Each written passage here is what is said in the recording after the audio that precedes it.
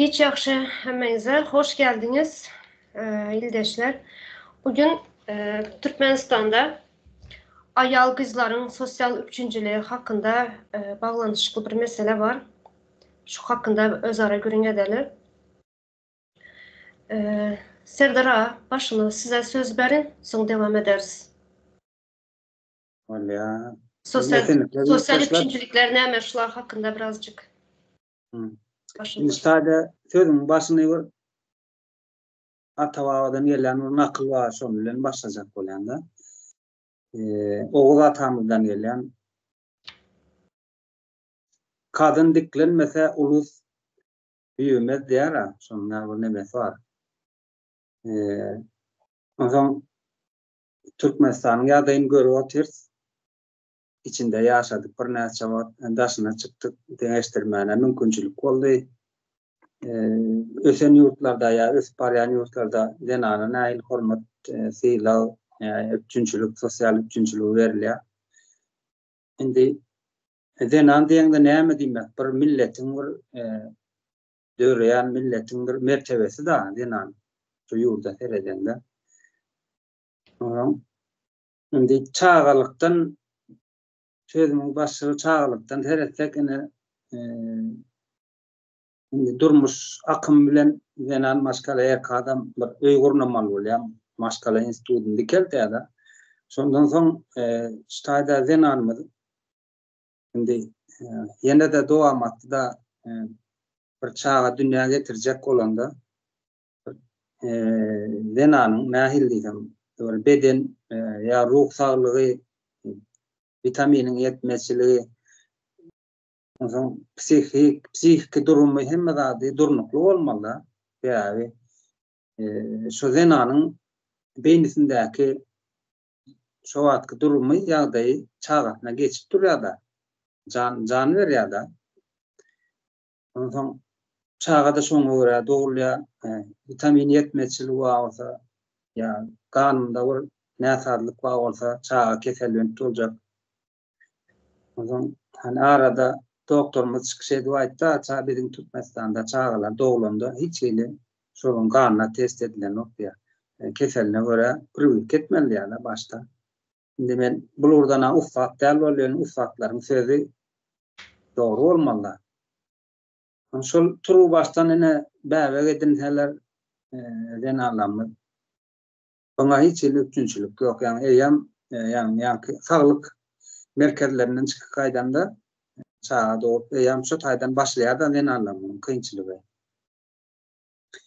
O zaman şu atkıyali denanlamının üstünden gülünüp mertebesi tepkilenip verilen pul var da 3 çağa 3 yaşayanca. Bulan bir nahil diyeceğim. Devlet şeklini bar deyip görkezme için edilen oyunların yeri de. Onu cahil adam düşünüp bilen yok yani akıl huşu yetip azıcık kitap okuyup bir dünya seyreden adam düşünecek de ama. Ösen devletler ya, ösporan devletler nahil seyreder. Şurada biraz sözünüzü kesin biraz. İlk başta bizim Türkmenistan'da 7 yaştan 70 yaşayacalı ayal kızlarda sosyal hizmetleri, sosyal üçüncülükleri yok.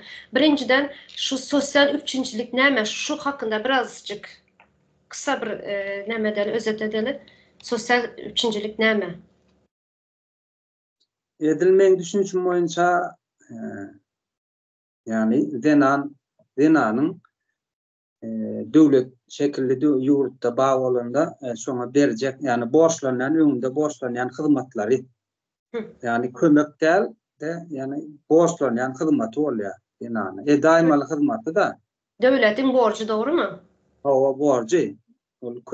Kömek olmalı değil o borç olmalı. Yani çağalığının başlamalı da yani gayr maskala değil var o tirtaş o adında. Erke olanın bağlı içinde olan yani gayr maskaladan vurulmu diye iyi biçişi maskalada psihik ya da bakış görüyor gören okmuş o gayr çağlar. Yani o zaman kreşlerde ya çağlar bağında seyredilişi iyi miti yine sonun yani. Oynayan yeri, öğrenen alyan eğitim alyan ortamı nähili şoňa jemläp onuň nähildi muňa näme diýsen bolar Tomuz ene ýaz açyldy meýdana çykjak gitjek park diýlen zatlar park diýdi gezjek eğitim almaly dünýäni tanatmaly ýa-ni gyýmaşkala. Şu kreş dediniz hazır. Yine bağışlan sözünüz böyle bitirin yadım. Şu neme gelen vakti aytmasam yadımdan çıkıyor. Kreş dediniz yurtun içinden bir neme aldım da. Havar aldım. Şu Sacık'taki çağalara su içirmeyelermiş.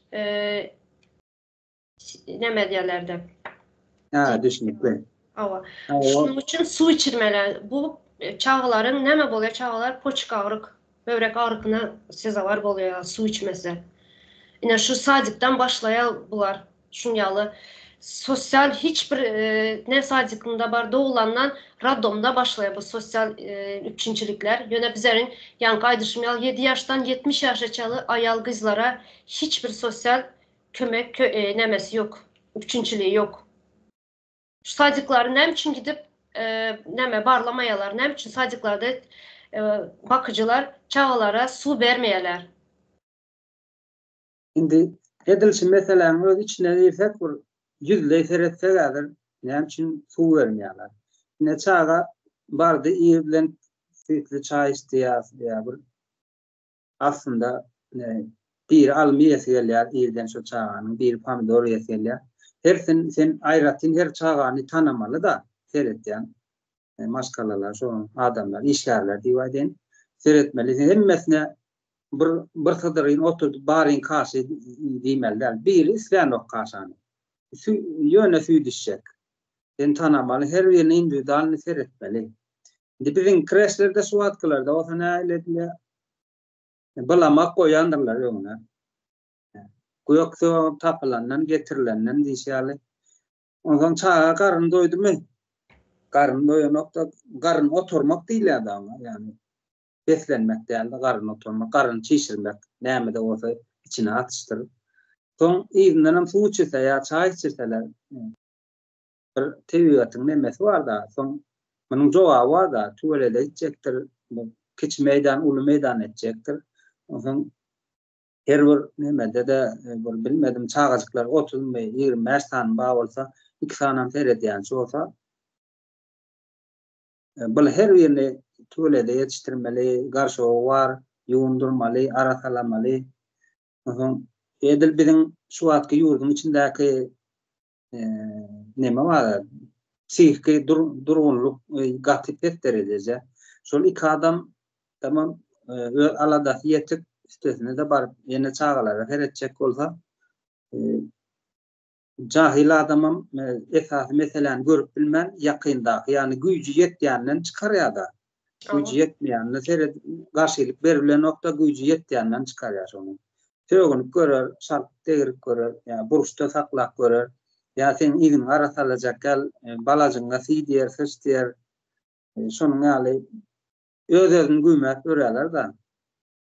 Köküne seyretsen olsa bizim yurdun içinde alıp bağlayan sistemadan gelýär şonuň hemmeden.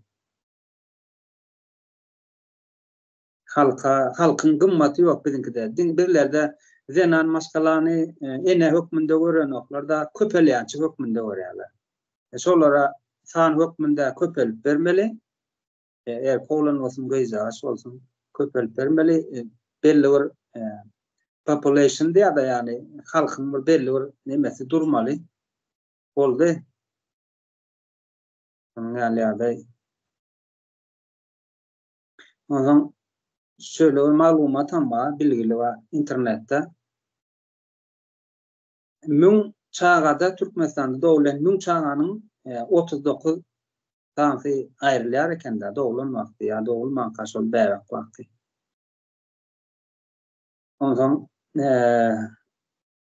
Ondan sonra başka bir bilgi ama 5 yaşına çelle neçe tanesi ayrılıyor. Ondan sonra 12 yaşına çelle neçe tanesi ayrılıyor çağaların. Eneler Radom'da görülen zulümleri, dermansızlıktan Yine şularan sosyal üçüncülüğe giredi. Yine sağlık depterçesi de bir neme var bizde. Sağlık sigorta diyorlar Türklerde. Sağlık depterçesi. Yine şunun Türkmenistan'da adı var, özü yok. Sadece adı var. Yine işlemeyen ayal kızlar ne etmeli? Nereden alıp pul vermeli bu sağlık sigortasını, sağlık depterçesi için? Nereden almalı bular pulu? Aslında gene de şolayan ki devlet şeklini görkecek bolýarlar da. Yani de devlet var serediyat ne mesela sigortasan var bir. Yine mesela bir işleyen zenan bilen devlet şekilli yurtların içinde işleyen belli bir sigortadan geçirýär. Onun son vakti gelende ya gerek olanda ulanıp bilýär da. Yani eline manal kağıdı bu bir ertmelde elde bir bilgisayarda da temmelat yazıp dur da bir modern nemede yürüyor da. E-Devlet. Adını yazdım çıkıp durul. Sigorta töläpdirmi tölemendirmi. Ya da öz öýünde öz hojalyk bile bolup denanlar bolsa devletin yani devlet var olan ýagdaýynda şol budjetten ödülmeli şol denana.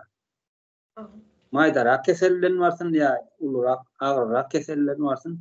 Şol denan başkalar şu taýdan hem psikikasy bozulman çykyp gaýtmaly hem saglygyny düzeltip gaýtmaly. Şonuň ýaly bolmaly aslında.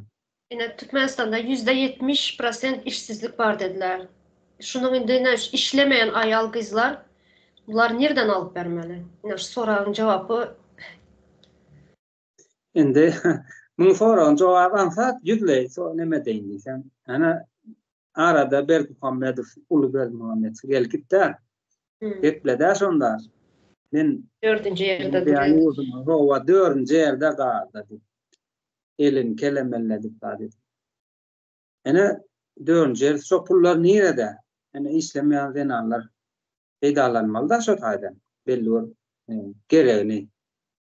Gerek bolsa artygyndan peýdalanmaly, artygyragyn peýdalanmaly.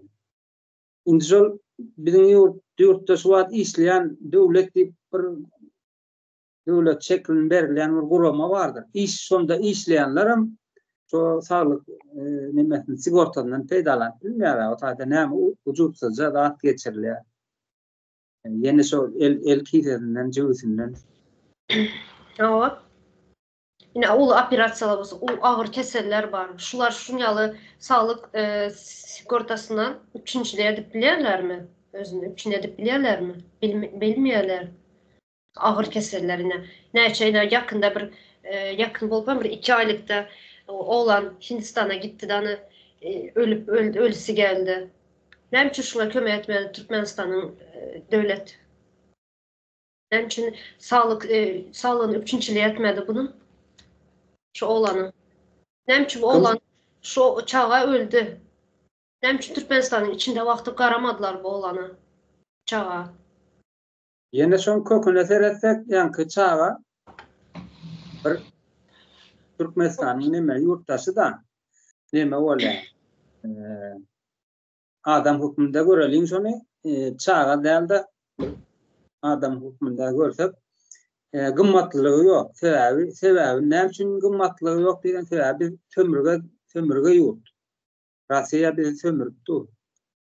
Onuň sömürgelere özüňiz bilýän taryhy okuýaňyz, şu wagtky özüňiz görüp oturýarsyňyz. Biziň izleyijilerimiz biziň kanallar seyredýän adamlarymyz, watandaşlar, ýurtdaşlarymyz bilýändir. Sömürge ýurtlarda seyredilmeýär halka. Ya galyndan nebitinden balygynyň başgasy gerekkä diňe san bolup dursa boldy. Onuň akıl bilen bilim bilen öğretilen ýurtlarda da bolup biler keselçilik agyr ýeňil bolan. Şol keseliň öňüni almaga hereket edilýändir. Mudama tinetseňiz öňüni almaly.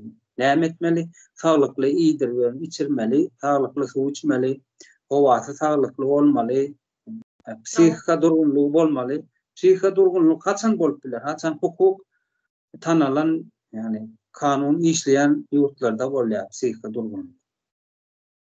Hemme zadyň başı stres diýerler ýa-ni Türklerde şunu ýaly. Hemme zadyň başı stres.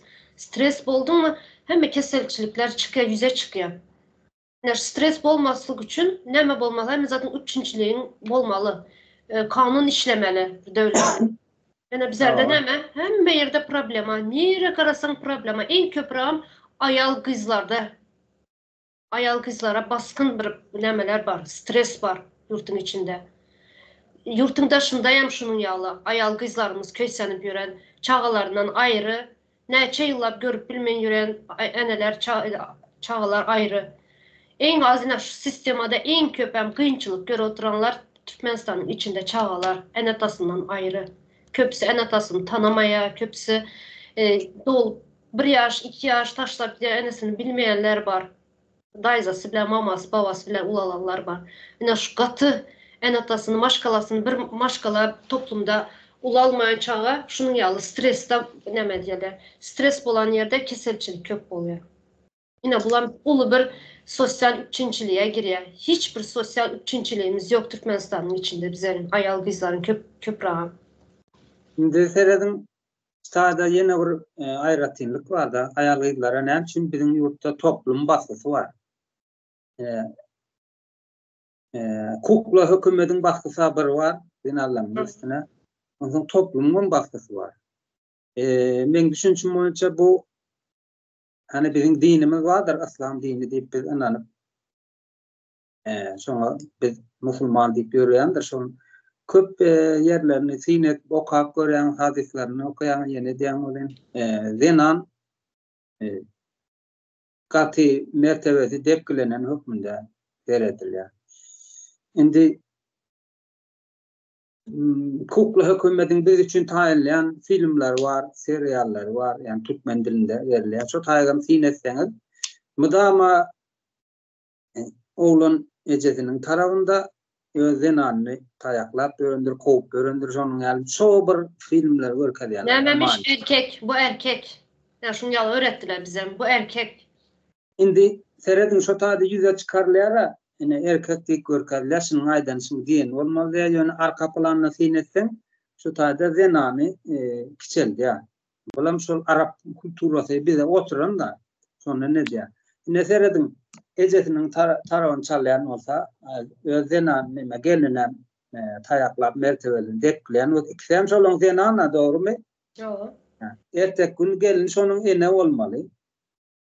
Hem çünkü sen şu zenanı basket bilen olsan ne için ecene basket bilen o. Ya cahilliğinden çıkmalı da şu tadı cemiyetimiz cahillikten çıkmalı. Önkü oğuz kulturasını dolanıp gelmelidirler. Yine şördem sosyal üçüncülük araya girmeli. Şördem yine şu maşkalasından, kaynanasından, erinden kıyınçılık gören gelinlerin sosyal üçüncülüğü olmalı. O indi şolyan ki serialın nemesi var indi ruhu nemesi var da şu tayda indi şol adam ortarada erk adam deyip ölüm örkeryan biram ecesi var aydan ne diye ejesinin gelinini tayaklaya. Indi şu tayda imperski düzgün var. Ecidi tepkilemeli diye. Güçlüden ezilmeli diye.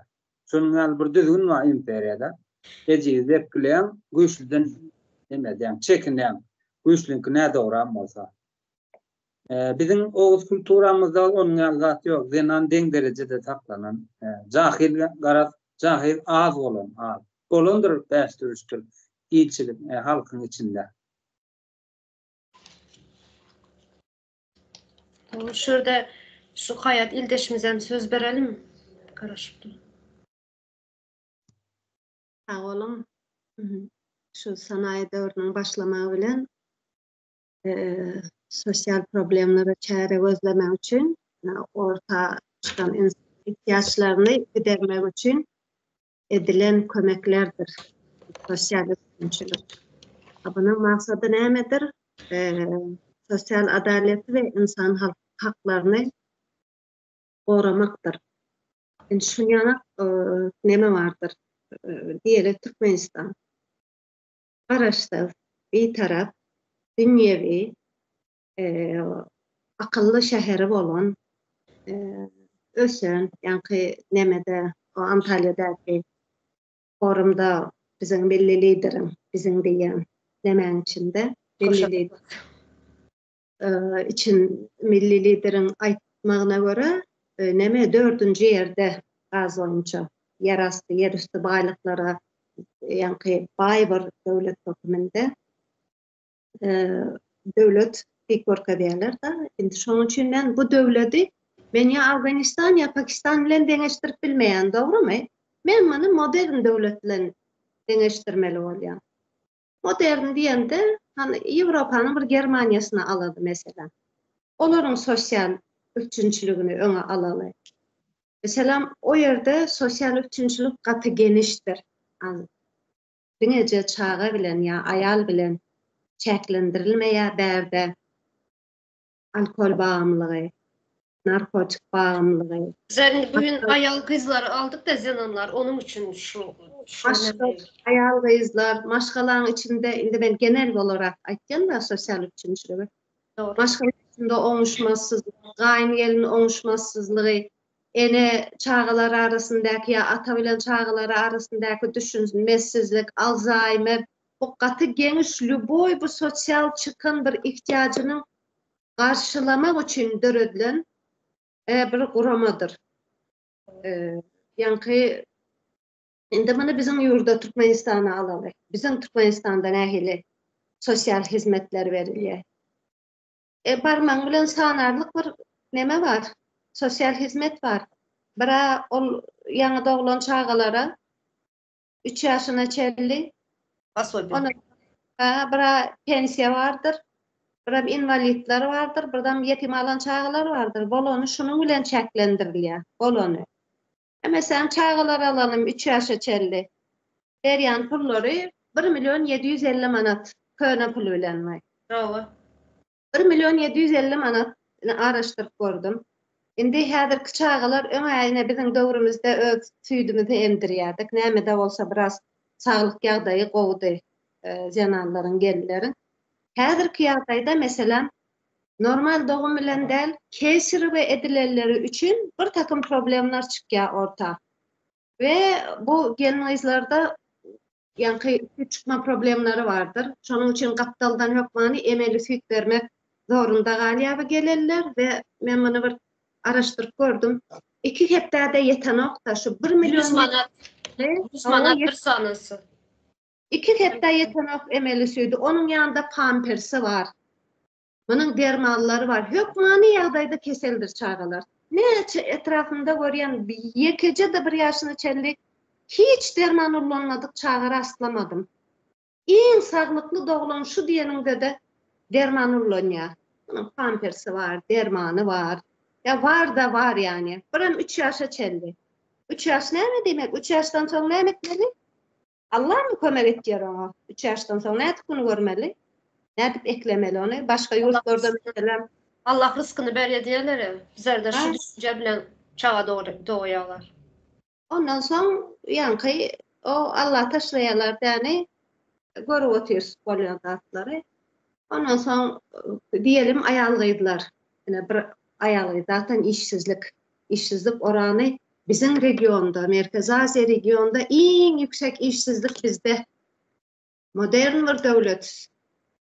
Yani yer üstü baýlyklarymız nemelerde destan bolýar konferensiýalarda. Ağızlarını doldurup aýtdylar, emma bizim regionda en ýüksek işsizlik bizde.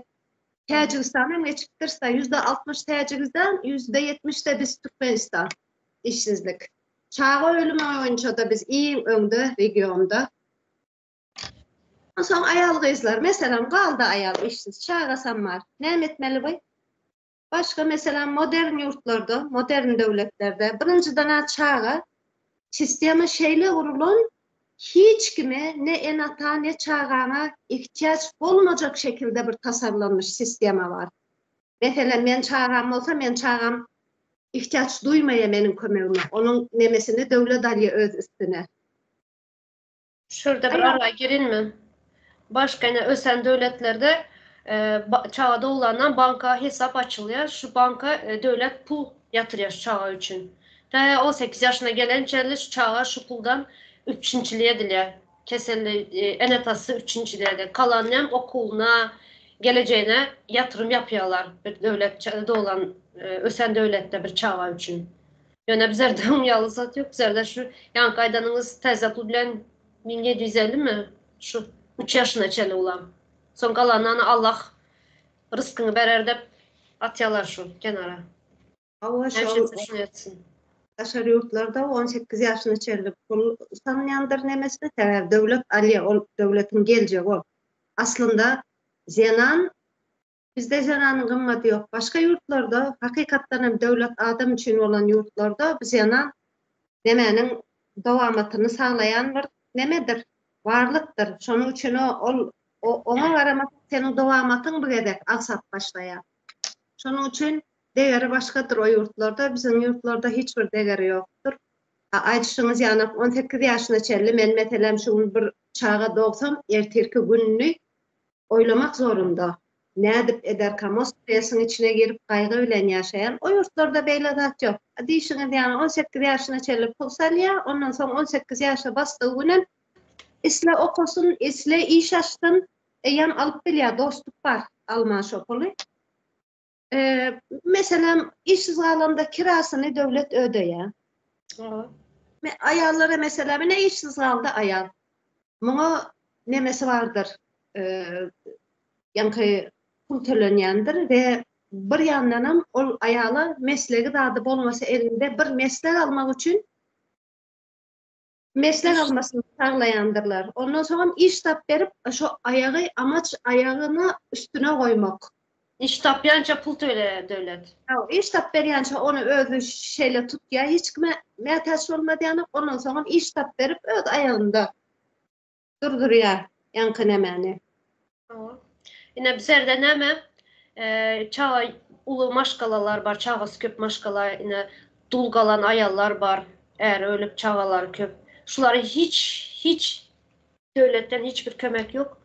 18 yaşına içinde birazcık kömeğe ediyorlar. Ulan haydışınız yalı bir hiçbir neme yetmiyor. Bir bazara girip gelenine yetmiyor pulun.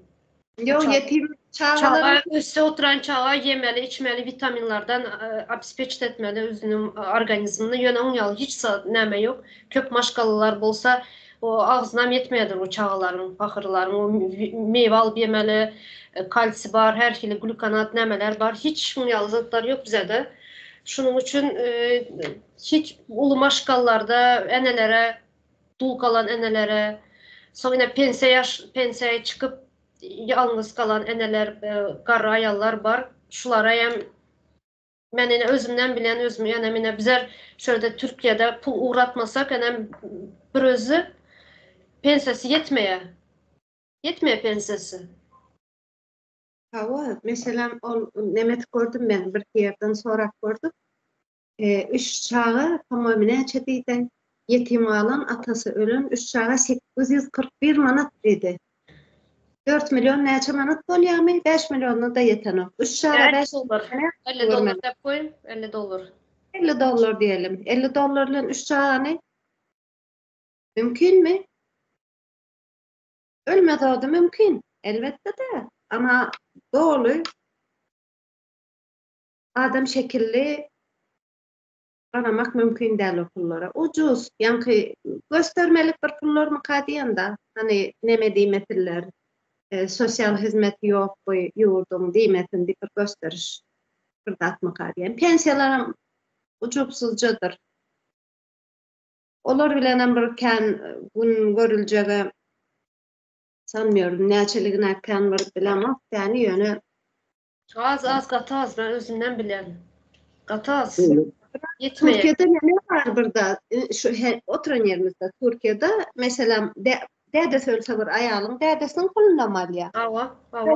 Adamsının puluna alya. Ya şu an sosyal üçüncülük şu ayal kızlara yani borç şu vermeli. Şeyle o Yani hiç kime zarp olmalı değil de hiç kimin eline karamalı değil ayal kızlar. En öncelik ayal kızların, zenanların olmalı sosyal üçüncülükte. İnvalidler var. İnvalidlere hiç Aydam oturmalı däl onları häzir. Invalidlerin bir sorak gördüm men nemeýini onkologiýa bolup invalidliga çykan nemeler sorak gördüm. Olaryň kom 700 näçe manat diýdi. Ya 4 milyona yeter yetmez bir zatdy. Onkologiýa çem bolýa onkologiýa nemet bar, onu dermanlary bar. Hani özüňi neme bir derecede tutmak için onun vitaminleri var, almalı dermanları var, iğmesi var, içmesi var. 4 milyon pul bilen näde olmalı bu? Onu düşünüp duramam. Şurada Serdar söz beri son täze Türkmenistanda, täze sistemada nähili boljak maksatlarımız var mı şuna?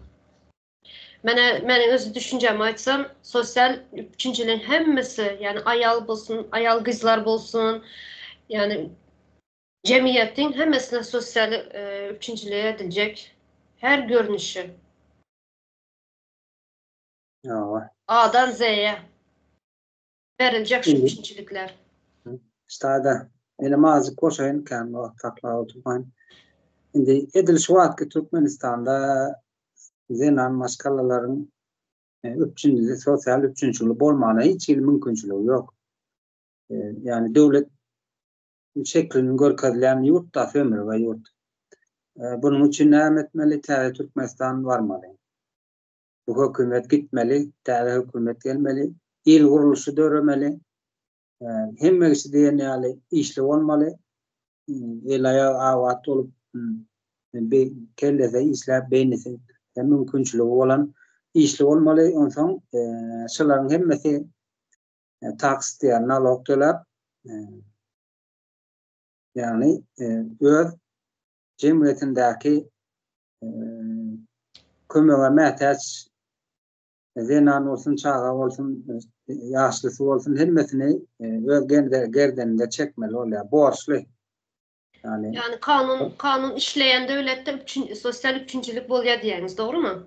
O kanun işletme üçinem yine yankı yeri aylanyp gelýär. Täze Türkmenistan barmaly, laýyk adamlar oturmaly. Yurdun başında, yurduna öýe çykjak. Yani öz ihtiýarlygyny dowam ettirip biljek adamlar barmaly.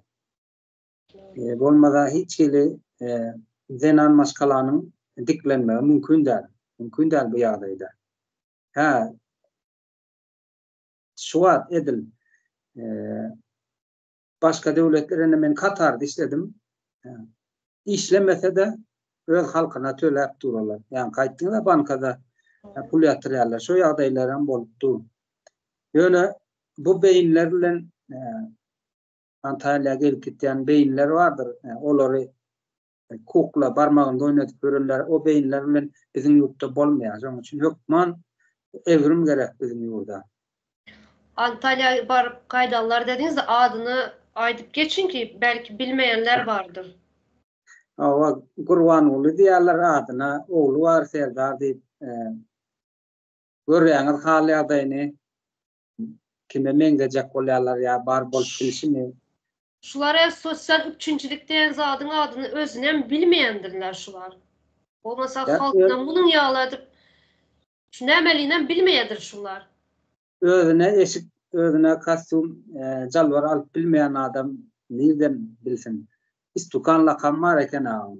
Geplemän başaran oklar halkyň içinde özüne alıp barman. O manikeni al gezdi aňryp berip zenan maskalaanyň üçüncülüğü näsin olar? Bilmeýär. Bir döwletde en gerekli, en önemli bir sistemam näme diýerler şuna? Sistema diýerler. Şu sosyal üçüncülük. Doğru mu?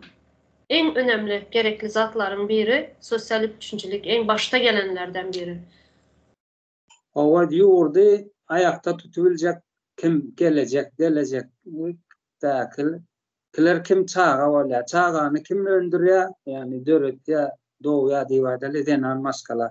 Zenan maskalanyň beýnesi hem asuda bolmaly, hem bilimli bolmaly.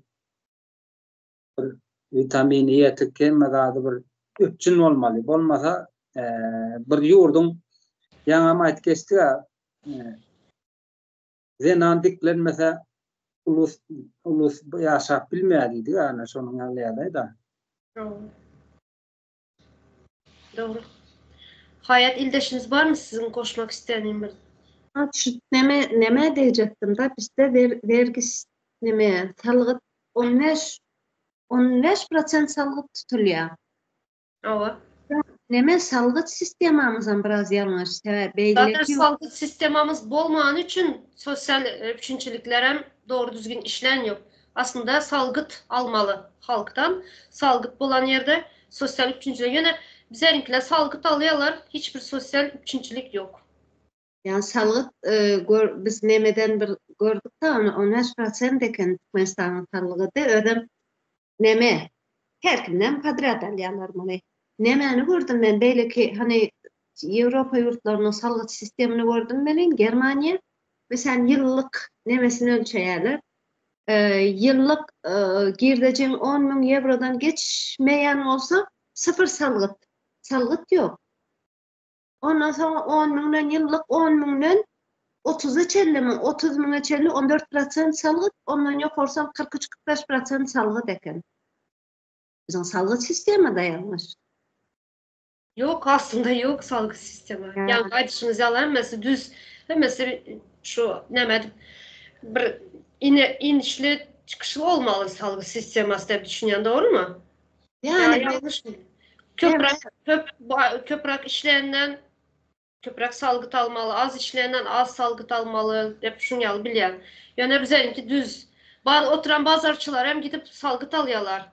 Bazar abispeçte edip vermeyeler doğru düzgün.